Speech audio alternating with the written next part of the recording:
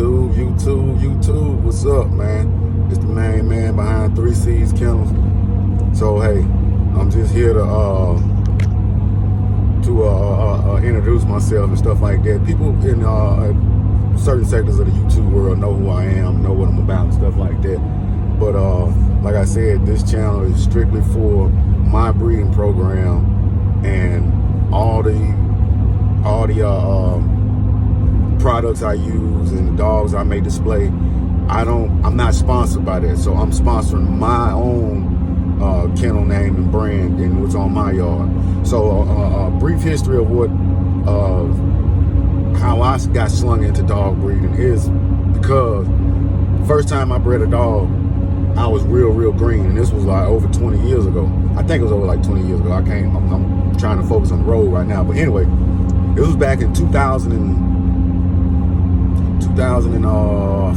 Yeah, 2005. Now I've been around dogs in my entire life. My first dog was a Labrador retriever, full-blooded, good hunting dog, good retrieving dog.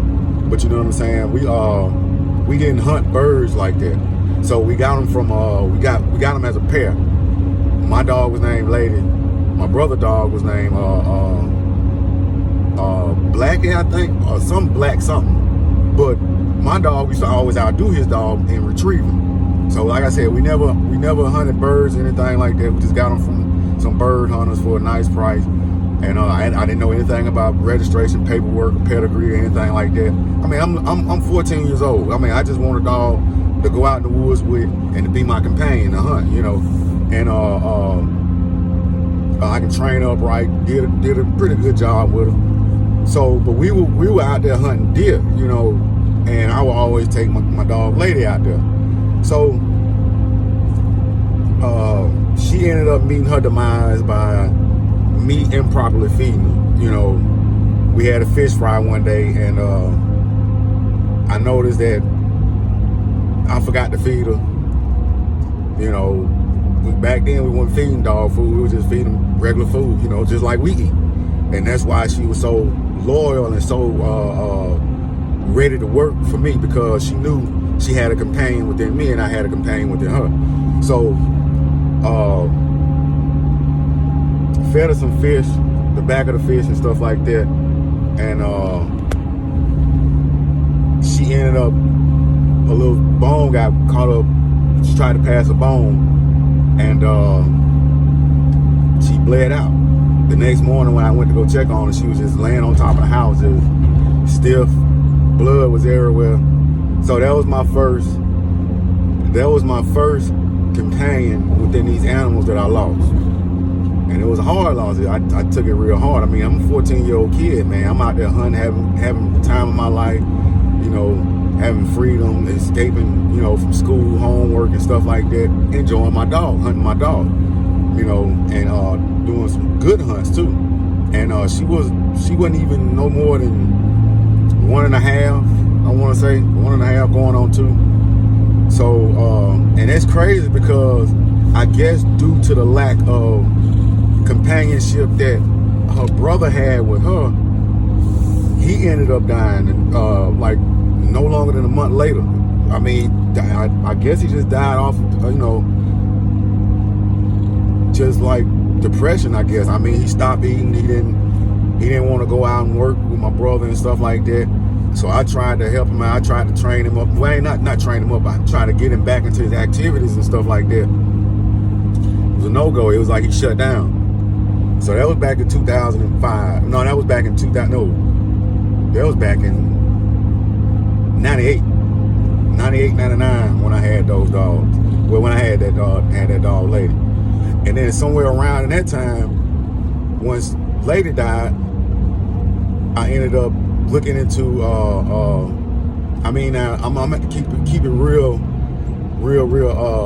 subliminal, because due to YouTube restrictions and guidelines, you know, we have to maintain what we talk about and what we say, and mean what we say and mean what we talk about, but we have to shape it up to where, you know, it's not obvious. It's not stating the obvious, but it's stating the obvious if you know what I'm talking about, you know what's going on. But dig the year, 98, 99, my golden retriever dies, so I'm looking for another dog. I mean, a dang good dog. I mean, I ain't talking about no couch potato, no dogs that we see around nowadays just want to run up behind you and just want to get fed and don't want to work with you. You know, once you start working them and stuff like that, they either lay down, roll over, run in the house, or just run off and just don't be just won't be interested in stuff like that. No, I'm looking for a shut down dog to where this dog can run a deer. You know, this dog can run a deer. You know, at least let me know where he at and run him to me. So, cause we was big now I used to stalk hunt, you know, but I had to get down from that tree and get on the ground, you know, and ground hunt, or either what they used to call it, where they walk through the woods and drive hunt. You know, where you got a line of guys driving one little property, driving the deers right directly to you. So within that, my dog used to be behind. If I was tasked to drive, you know, you got people with shakers and stuff like that. I said, no, I don't need no shaker. The only thing I need is a shotgun and my dog. That's it. So went to my cousin, man. You know, he had some good prime dogs, man. I mean, but back then that's when I got turned on to the Pitbull Terrier, the original Pitbull Terrier. I mean, straight for matches. I didn't know anything about that. Me, I just want a good hunt dog. So he told me to come over and take a look at what I like. You know, he had some fools on his yard. He had some fools on his yard. But I'm like, hey, you got some grown fools, man. I need a little puppy that has that inside of him. So he blessed me with a pup, and blessed me and my brother with a pup, because my brother ended up paying for it because he was the only one working at the time. Me, I was just a spoiled kid, you know. I was getting money any kind of way I could, but my main focus was never on about the money. I was just want to have fun, carefree and stuff like that. And my brother, he was like a workaholic, and he was younger than me. You know, he was 4-5 years younger than me. You know, first one out of me, well, it's 3 of them. But out of my oldest brother, my youngest brother was the first one to obtain a job and stuff like that. People loved him because of who his father was and stuff like that. So he had the city that we lived in, the city that my dad's from. When I go back to visit him, I had that city. So everybody respected me in that city in a different state than they did in the state with, you know, when I had my little brother in. So I was like, I ain't worried about it. I ain't focused on that, you know what I'm saying? Because that pressure adds up. Certain people look for you to follow in your parents' footsteps and stuff like that, you know, and out of that respect comes a lot of discomfort within, you know, people, you know, people's attitudes and actions and stuff like that. What have you. But anyway, so my brother, he bought the dog, so we were pretty much like co-owning the dog. But back then we didn't know nothing about pedigree, paperwork. We didn't know anything about the breed. Well, we knew something about the breed. We knew what they was doing with them, but we wasn't trying to do that. We was trying to say, okay, this dog has some good old grit and go power, hard mouth, won't stop, won't unlock until the doggone, until you just physically just try. He trying to get killed by a human. But when it came to an animal, completely animal aggressive. So I fell in love with that. I fell in love with that work ethic because it reminded me of Lady, but it wasn't on that type of scale. It reminded me of, this dog will follow me to hell and back. And ask me when we going back. Are you ready for some more? You know what I'm saying? Lady wasn't that type of dog. She was just that type of dog to where, okay, whatever you want me to do for right now, I'll do it. Because I know when we make it to the house, I go to my area, you go to your area. If there was that distance, but we were still companions, you know, she wouldn't ever come look and find me or try to figure out what's going on with me.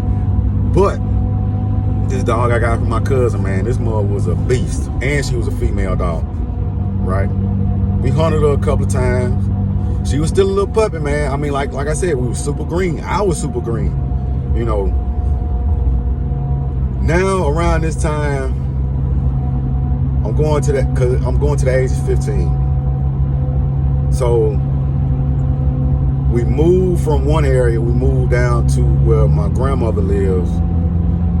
At the time when my grandmother lived in a nice little neighborhood and stuff like that. I mean, me and my brother, we building dog pens and stuff like that for just in case we breed the female that we have and then, you know, build off of that blood, because build off of those qualities of that dog, you know. And we wasn't doing anything illegal with them, even though we got them from people that were doing that. But that wasn't our intent. That wasn't my intention. So something had happened to where the dog was stolen by a drug addict, right? And we know this drug addict, back at the time he did drug, but he out of prison now and stuff like that. He living his life. But because my brother ended up getting a Brindle Bulldog, not no American Bulldog, not no English Bulldog. What I mean by Bulldog is that the dog, that pit is game.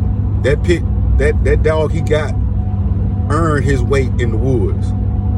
That's a Bulldog. When I say that boy was bulldogging, he was bulldogging. That female we had was bulldogging. I made sure of that. She was bulldogging. So what he was gonna do, he was like, well, bro, I owe you something, because you here all the time working with the dog, getting her right and stuff like that, feeding her, keeping her close as a companion, and she'll do whatever you tell her to do.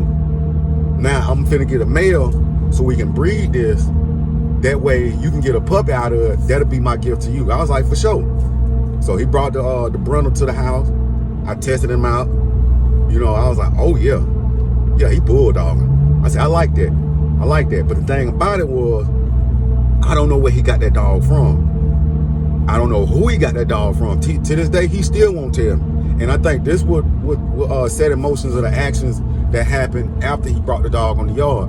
So by the time our female came in heat, she was running around. The other dog, he was put up. And we would just, you know, letting them build up, letting them stack out, letting them wait them 7 days out and stuff like that. I mean, she going on a year and a half. So one day I go outside and I noticed that both of the dogs gone. Cause see, I know he always take him with him. Like if he go out, going to coon hunt or something like that, he'll take him with him. Cause he was a good coon dog. He was a good deer dog. But back then we weren't too focused on hogs. You know what I'm saying? We weren't focused on too many hogs, cause I mean, we really didn't have the money to compete with those boys, man. I mean, we talking about some good old boys that's in the woods that got all the gear you need, all the training that I mean, you got for to be a hog bulldog, man. That dog gotta be conditioned, not top notch, but he gotta be conditioned to withstand over at least about 9 to 10 hours of walking, like in treacherous terrain, thick woods. You know what I'm saying? His first scratch, his first scar from a bush. If he get something stuck in his pads, on his paws, if he get hit by one of them tucks, that dog got to be able to withstand and hold that bite. You know what I'm saying? Not letting go of that bite or that catch. And we just didn't have it. I mean, we had some good bulldogs. I ain't gonna lie. We had some good bulldogs. When it came to hog bulldogging, we didn't have the money for it. We didn't have the money to put towards it, but that's what we was working for. That was our end goal, right? So I come back outside. So I'm thinking that he got the male, and I thought that she just broke up out the pen, you know, because she was in heat, and just ran down the road trying to get her a little bit. So I'm walking the road, I'm walking around the neighborhood, walking the back in the woods and stuff like that, calling. So one day turned to 3 days. Both of the dogs gone. So my brother came back. He was like, where the dog at? Where the dogs at? I said, I don't know. I just walked out there and it was gone. So it took him a week to find out what happened, right? The dude that stole the female, he doubled back and took the male. He was fighting the female while she was in heat. He bred her to another fighting dog. Notice how I'm categorizing them as bulldogging, dog fighting, and eventually game dogging. You know what I'm saying? It's 3 different categories, but they all fit in the same. Minus, you know, that middle label, that's that stipulation that they always throw on that blood, that breed, that Bulldog and Pitbull. Okay, so I didn't know what he took her to, but obviously my brother knew, and I still blame him for this to this day, man. I said, well, if you didn't, cause see, I didn't know he took the male dog to go do some illegal stuff. I thought he took him on a hunt. So I guess the guy that he whooped felt cheated out of some money. And like I said, the drug addict, he owed the guy some money. So he came on in our backyard. I mean, this is around the time you come in somebody's backyard, you get shot right off top. I mean, we ain't playing it, but he didn't get caught. And he was our neighbor, so he didn't get caught. So obviously he took the dog. He was like, well, I got your, okay. I guess he was looking at it like this. He can get 2 birds killed with 1 stone, the drug addict. He took the dog, took the female, gave that, well, he said, well, I give you this female to repay my debt, but I want something out the deal. So she in heat, so he went on ahead and had her bred. But what he did was, I give you this dog right here, but she got puppies in them. I just want one of the puppies. So the dude was like, all right, because I ain't going to use the dog, but, illegal number for illegal activity anyway. Let me see how she can go. So I guess that's how my brother broke it down to me. So I was like, well, what happened to the male? So I guess the male got down there where they was and stuff like that. And I don't know, like, it's all kind of up in the air. I know he lying about something. Because I said, well, if you never would have took that dog and did that illegal activity, none of this would have happened. You put the spotlight on what you got going on in the back of our yard. You know what I'm saying? You paid for both of these dogs. I put more time into these dogs and worked these dogs, not for what you had them doing. And I still, even to this day, I started my own kennel, right? 10 dogs strong in them. It took me a while to get back in it. I just got back in it in 2018. But it takes time to rebuild something that was completely destroyed. I mean, I'm gonna get to it. Completely destroyed. So we got that incident. So now we dogless. So I stopped messing around with dogs and stuff like that until 2005, 2006, around that time. And I bought I think I bought over 8, 9 dogs. And meaning grown dogs and puppies and seasoned dogs and stuff like that from this old dog breeder. He was just clearing his yard off. He was getting out of it. Now at this time, I know what kind of dog I want. But around this time, he was talking about American Bully, and I didn't know anything about none of that, man. All I know is a Pitbull, a Bulldog, a good old hunting Bulldog, you know what I'm saying? But the stuff that I was buying, it was colored, like blue color, fawn color.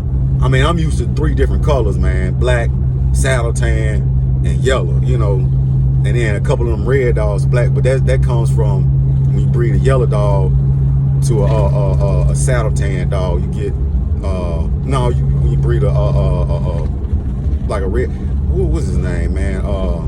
The color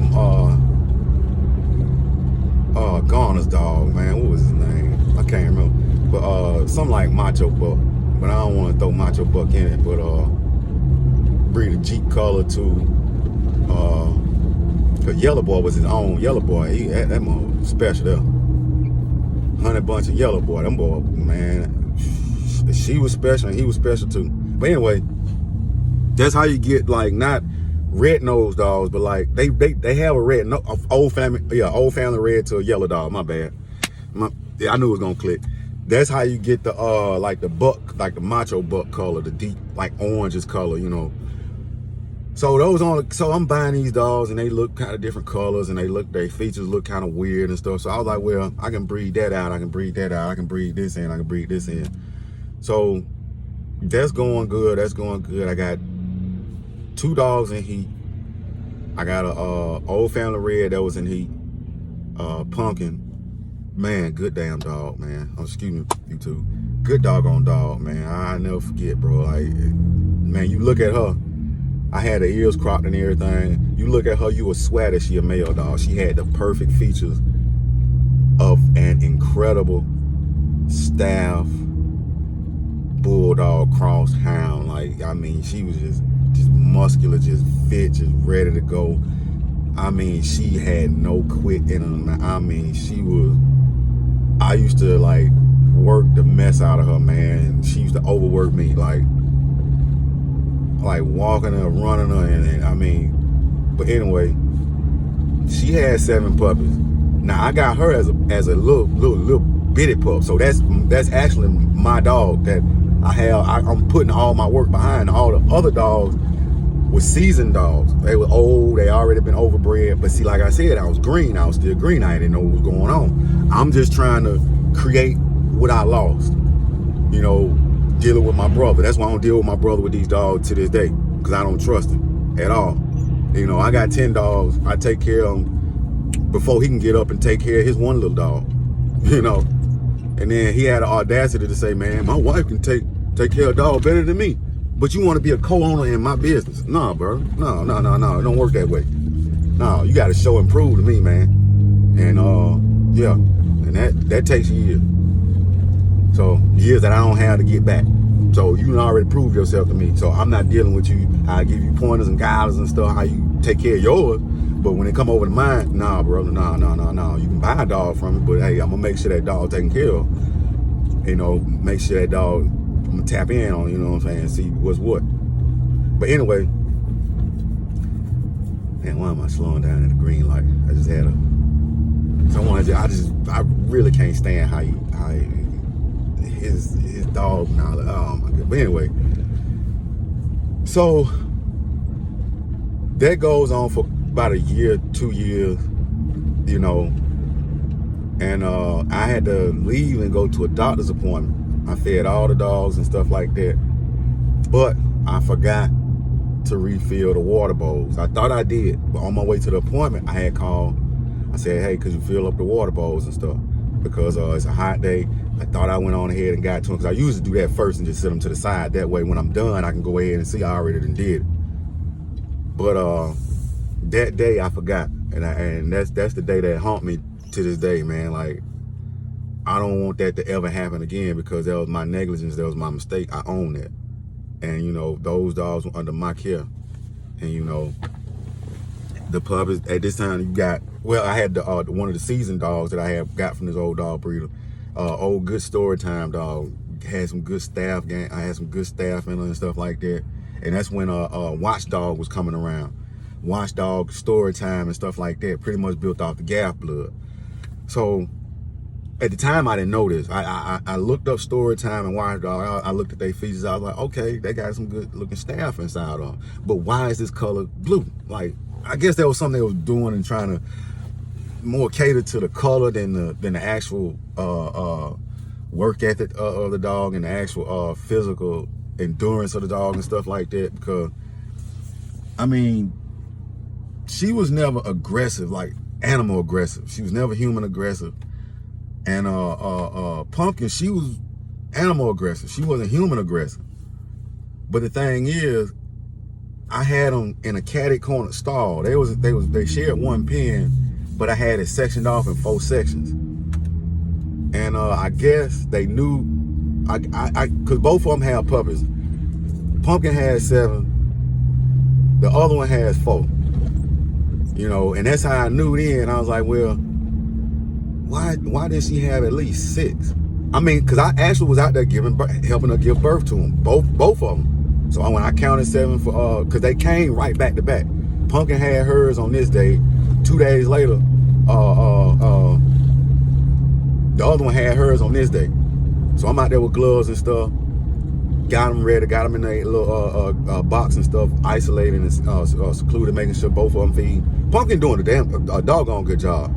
It was just that other one, like, it was like she was mad that another dom right beside her just outdid. I mean, she always outdid her in everything she did. So I'm going to an appointment, and somebody go out. I have somebody go out there and water the dogs. They already been fed and check on the puppies and stuff. And when I got back to the house and said, I don't think you want to walk back in the backyard. I was like, why? Said, man, you gonna have to bury all them dogs, man. I said, what? The other dog broke in the pen, jumped on Pumpkin. Well, ate her 4 puppies first. Jumped in the pen like she actually just tore down hog wire. I mean, this was reinforced hog wire because they was always chewing and chewing and chewing. So she broke through the hog wire, through the other fencing, through the wooden door with hog wire on it. I mean, she just broke the door down. I said, man, ain't no way this dog could have done this. No way. This looked like somebody just ripped the door off, stole the puppies, and I don't see no blood, no markings, no nothing. So what was told to me was she jumped in the pen, she broke in the pen, ate her puppies first, jumped in the pen, and ate all Pumpkin puppies. I said, did you see this? Did you witness this? No, but when I went out there, all the puppies was gone. I said, and that door looked like that? Yeah, that's what I was looking at. I said, man, somebody ripped that doggone door off of there and took the puppies, because I don't see no scars on Pumpkin. She just looking depressed because she looking at the fact that all her puppies are gone. The other one, she looking confused and looking scared, like where her puppies at. And I showed maybe two. I think I showed 2 people both of the litters. I mean, in person. You know what I'm saying? Oh, he turning. Damn, shit. I ain't see that. My bad, YouTube, man. My bad. But I showed, well, it was a crowd of people, but 2 to 3 main people that I wasn't supposed to let know that I had 11 dogs on the ground. You know what I'm saying? And they was looking doggone good too.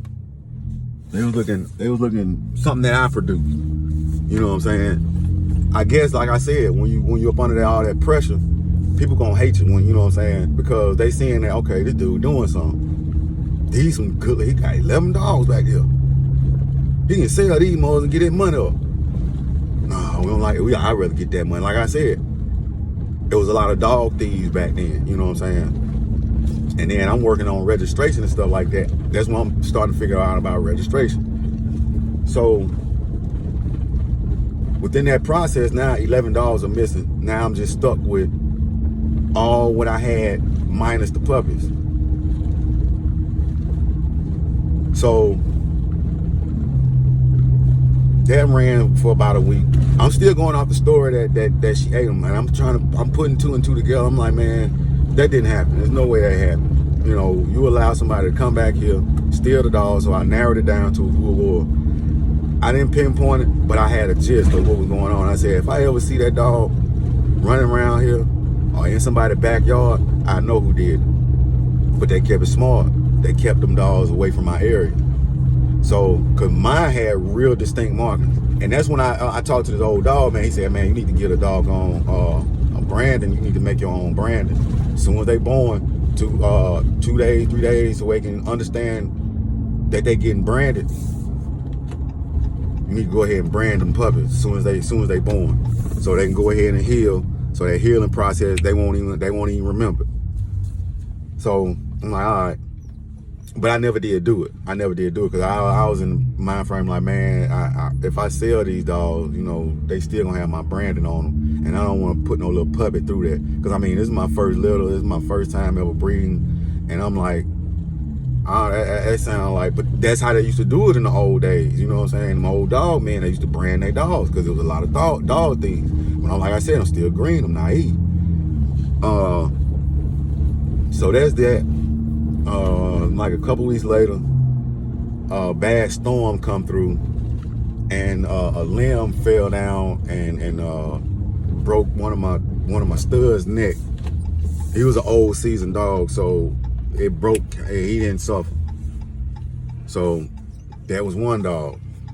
A couple weeks later, next thing you know, come out there and All the dogs did. Somebody came out there and poisoned all of them. I was like, man, that ain't. It wasn't enough for them to steal all the all the doggone puppies, but they had to come make sure I ain't putting nothing else on the ground. Else, you know what I'm saying? They just went on ahead and just said, you know what? We didn't got your money. Now we finna go ahead and destroy your whole product, your whole stash house. Boom, knock them off. So after that, I got out of it for years, man. I always had a dog though, but I never did want to breed it. I was like, you know what? I get a dog. Dude tell me, well, this is that, this. I was like, man, they don't look like that because I've been around that.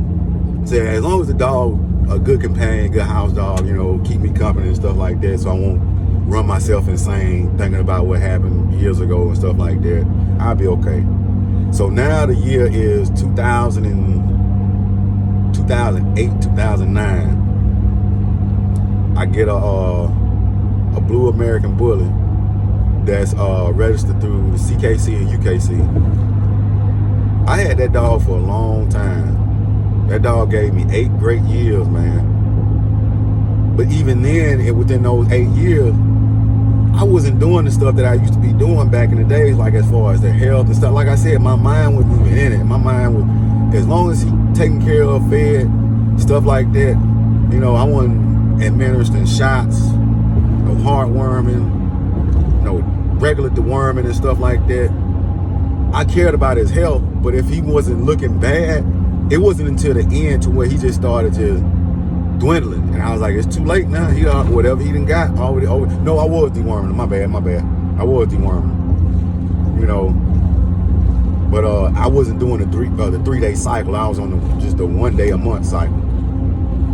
So, you know, I mean, but he was a house dog. He was my companion. So I ended up getting another a female. And now I'm thinking like, okay, the dude screwed me over with the UKC paperwork. So I was like, you know what? I've been around this dog world for a long time. Been in it. I've been out of it for a long time. I'm about to do this right. I'm about to do this right again. Keep my circle small. Get my brand back out there. I mean, you know, because my goal was to create a good hog hunting dog. Well, create a good bulldog, hunting bulldog. And win a couple trophies and competitions with that dog, man. You know, I wasn't looking to build off of that or nothing like that. I just wanted me and the dogs to be happy. That's it. To show they worth. Because dogs are not, dogs are work. I mean, dogs are type of animals to where they are bred for a reason. You know, and to put them in illegal activity, that was the main focus when the Great Depression hit. You know, when Prohibition hit, people needed to get their money. People was being laid off of jobs. They didn't have no income to support their family, so they turned to that in order to support their family. Now, legal people outlawed it. You know, but back then people were still hog hunting. So they said, well, dogs are meant to be done. Dogs are meant to do something. They are here for a purpose. So they created competitions, weight pool, conformation, line. Oh man, I'm messing up. Wall climb. All these things they built for them just to keep them athletic and keep them dogging, man. You know, keep them doing what they love to do best. If they into it, if they have an interest for it, they'll do it, and they'll do it without you know second thought.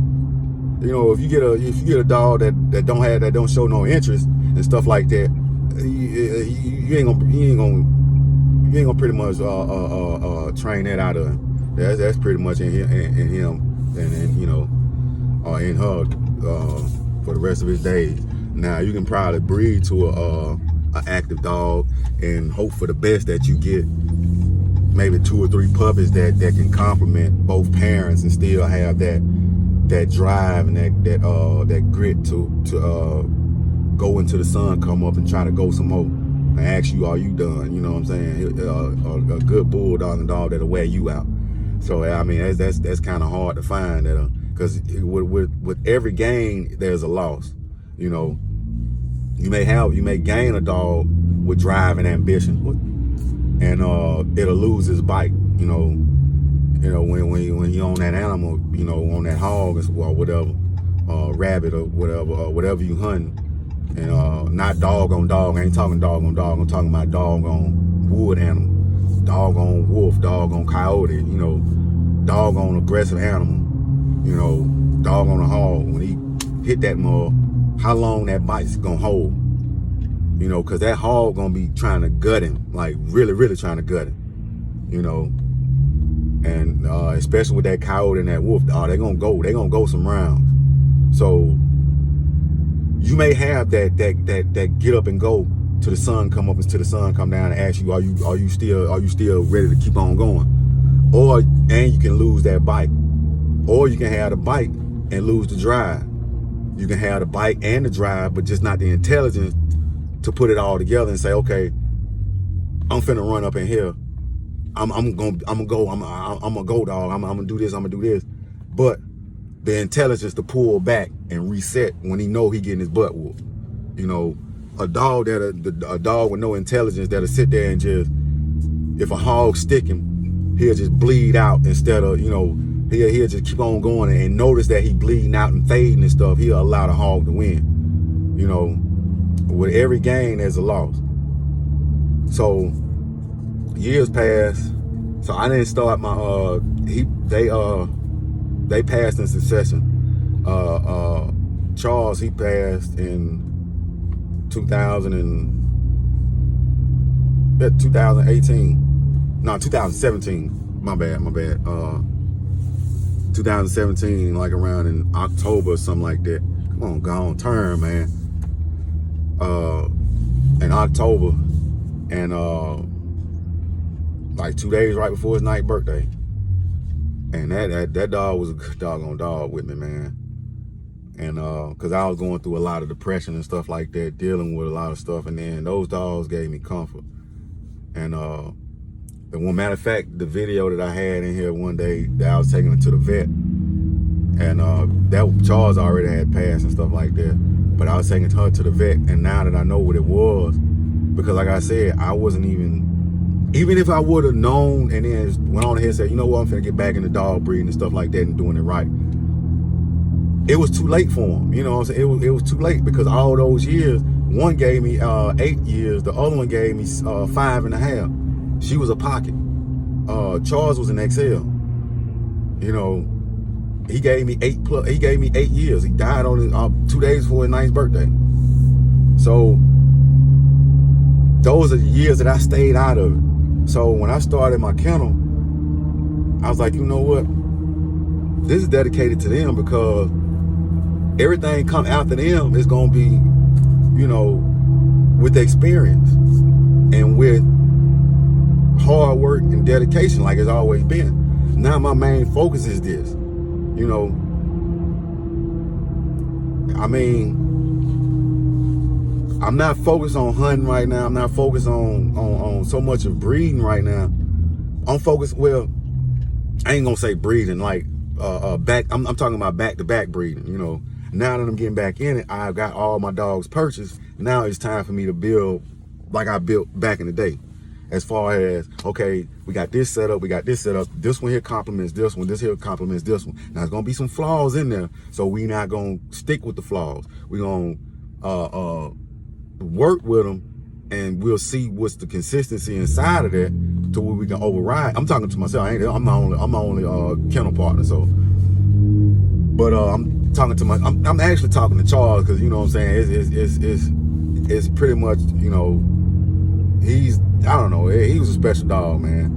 Like every time I call him a name and look in his eyes and stuff, he'll just look at me and just we connect that way. We connected that way. But he never hunted. He came from a good hunting breed, stock. Like I said, UKC, CKC. But then, you know, never was admitted in the ADBA because of what was in him, what was inside him. He was considered XL bully, and back then there was no such thing as XL bullies. You know, there was either Pitbull or American Bully. So, you know, that's that with that. I got the CKC pedigree. Like I think I went back 8 years, I think, good blood in it, but well, I never did try for the UKC because I remember back then. No, they were single registered, like foundation and stuff like that.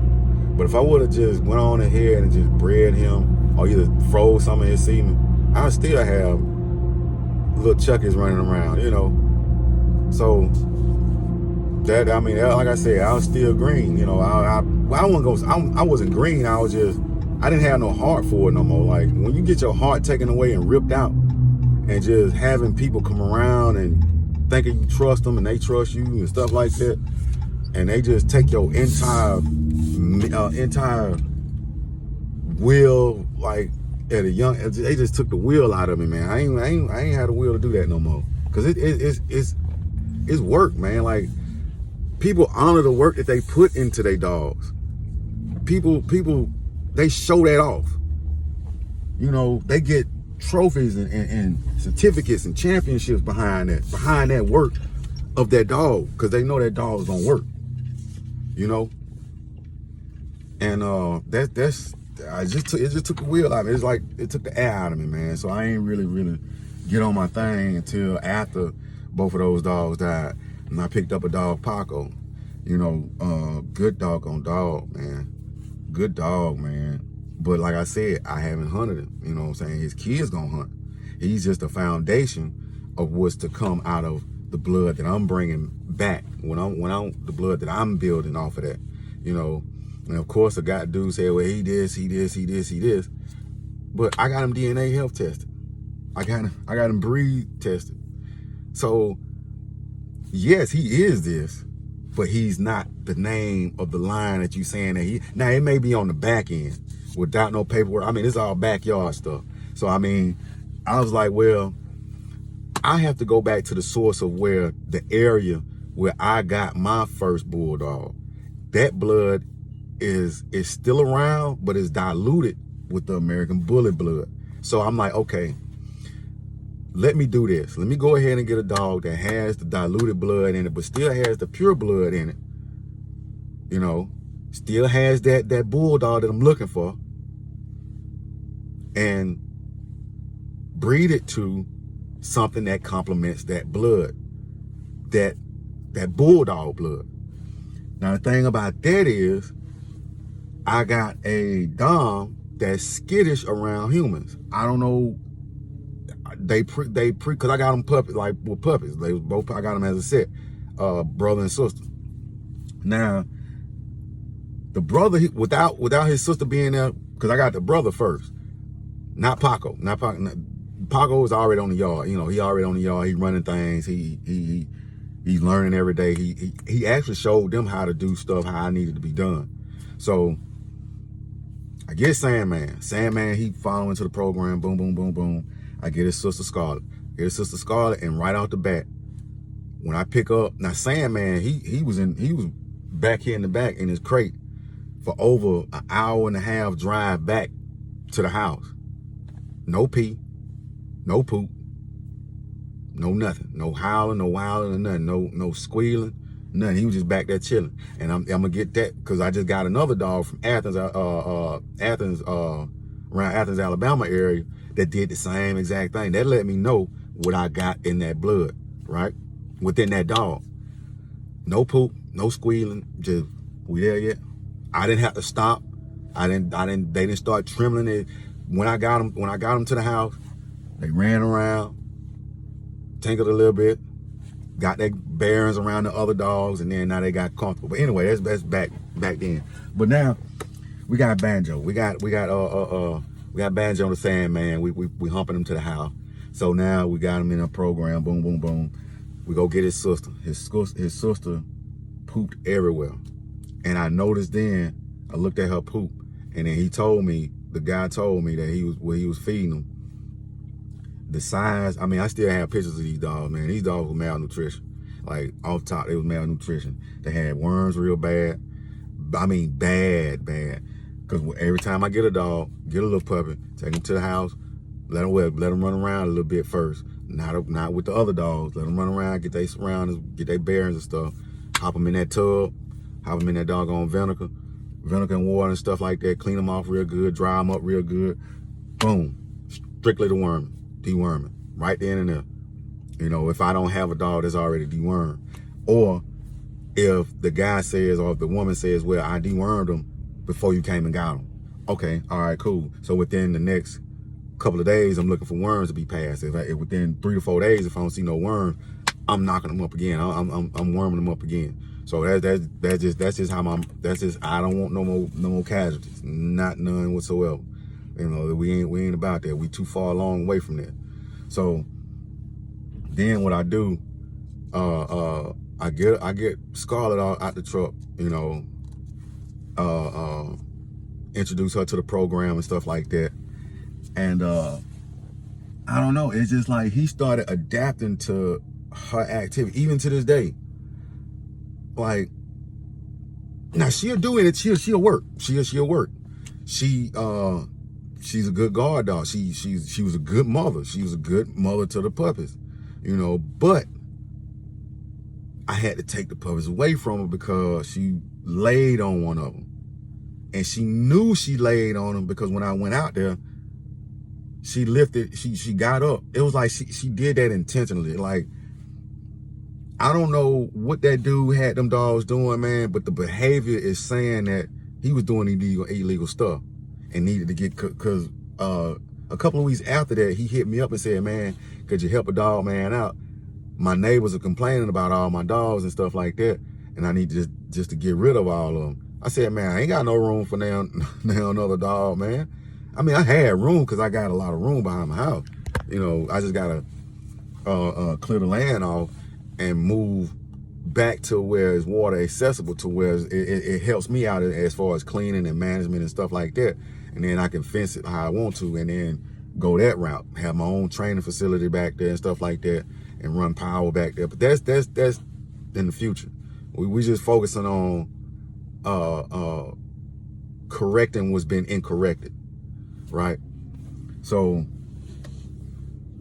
even to this day, man, those two, I had the most problems out of those two, and they are both skittish. Like, I don't like that, because that's what I mean by skittish is it's sneaky behavior.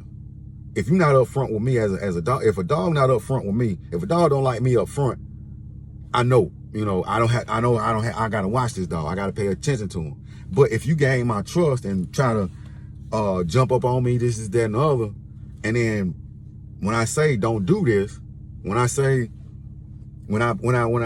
time you out for actually chewing through something after I done fixed it and did this, that, and the other, you watching me, you seeing me while you on your punishment, you seeing me repair the damage that you done did.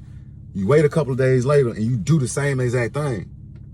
So that's why I got Paco in the yard, because neither one of them will go towards him, because they already know you go over there, you gonna get a reckoning, because he gonna set you straight. So what I do, I test them, test all the dogs in my yard. I got a little hog hides that I work with Paco and his kids. Now these are Paco's kids that I'm talking about. That's Scarlett that Dom Scarlett Dom to them.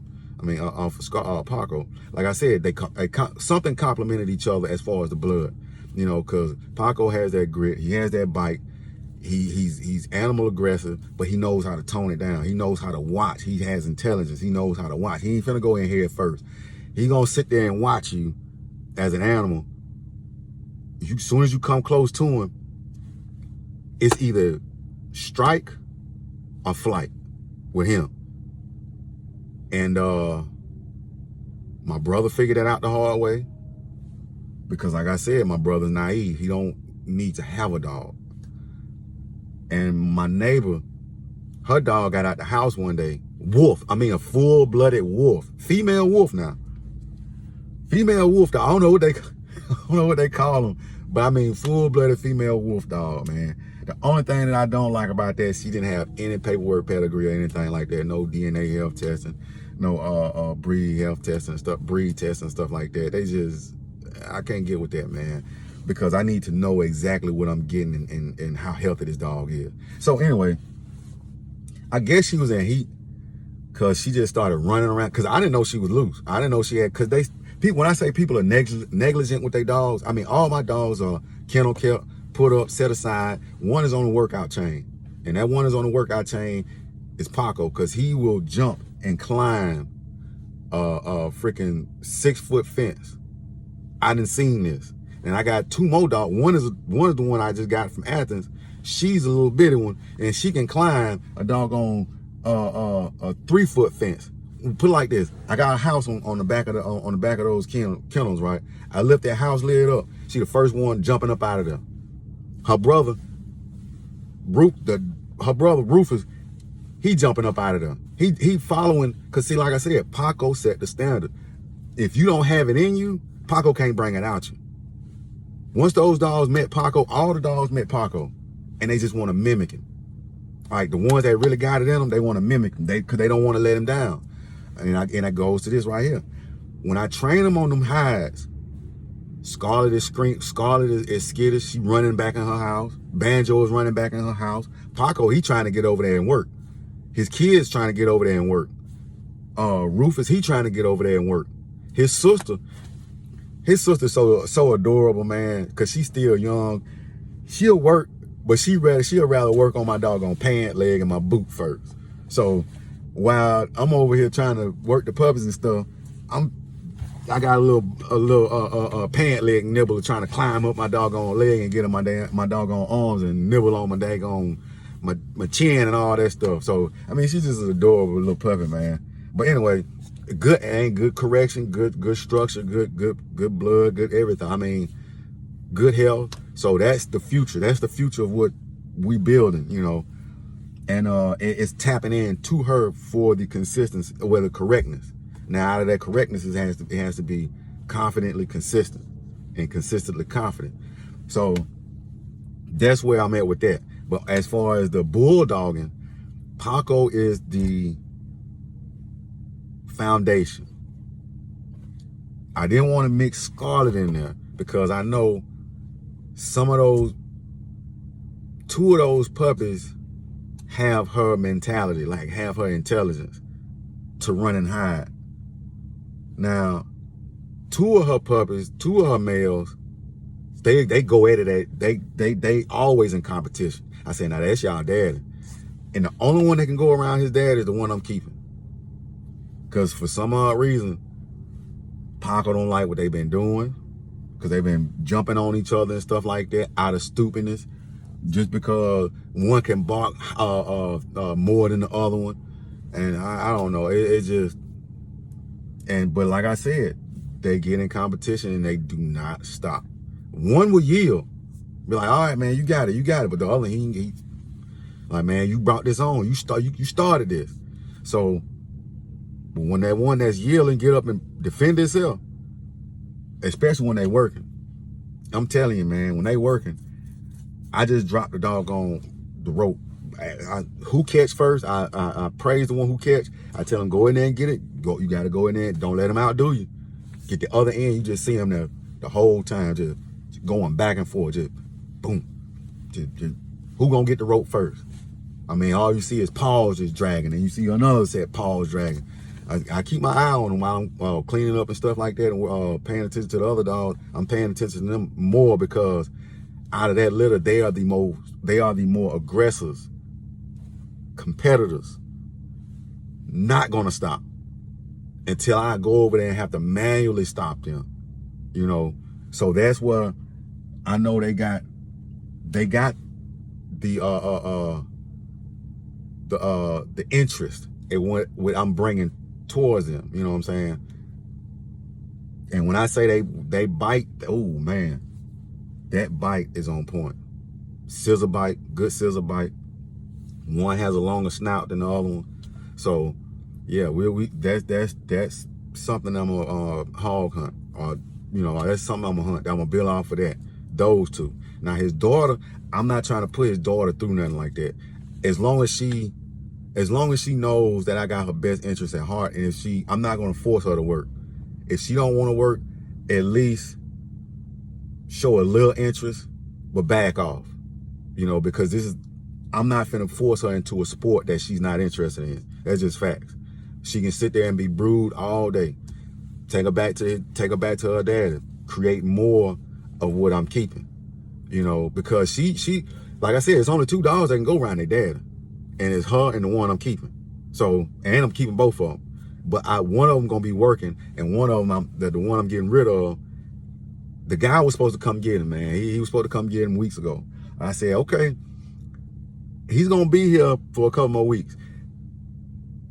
Available for a couple more weeks. But if you don't get him mid of January, he's a keeper now.